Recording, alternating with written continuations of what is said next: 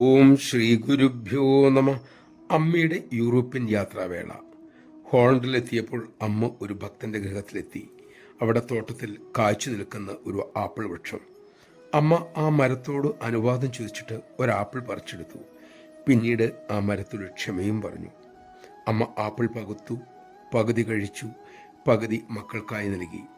അമ്മ ആപ്പിൾ സാധാരണ കഴിക്കാറില്ല. ആ മരത്തെ അനുഗ്രഹിക്കാനായി അമ്മ ആ ഫലം സ്വീകരിച്ചതാകാം. എല്ലാ വർഷവും അമ്മ ഹോളണ്ടിലെത്തിയാൽ ആ ഭക്തഗൃഹത്തിൽ ചെല്ലും. കാലം തെറ്റാതെ കാച്ചു നിൽക്കുന്ന അതിൽ നിന്ന് ഒരു ആപ്പിൾ പറിച്ചെടുക്കും, പകുതി കഴിക്കും. ഒരുപക്ഷെ അമ്മ ആപ്പിൾ കഴിക്കുന്നത് ഇങ്ങനെ മാത്രമായിരിക്കാം. നമഃശിവായ. ഷിർഡി ബാബ പറയാറുണ്ട്, ആരും ആരോടും വെറുതെ ഒരു ഇടപാടും നടത്താറില്ല. അതിനു പുറകിൽ ഒരു പൂർവ്വബന്ധം, ചരിത്രം ഉണ്ടായേക്കും. അമ്മയെ കാത്ത് തപം ചെയ്യുന്ന ആ സുഹൃതിയായ ജീവനായന് ആ ആപ്പിൾ മരം. അമ്മ യഥാകാലം ചെന്ന് അതിൽ അനുഗ്രഹവും ചൊരിയുന്നു. അതല്ലേ സത്യം.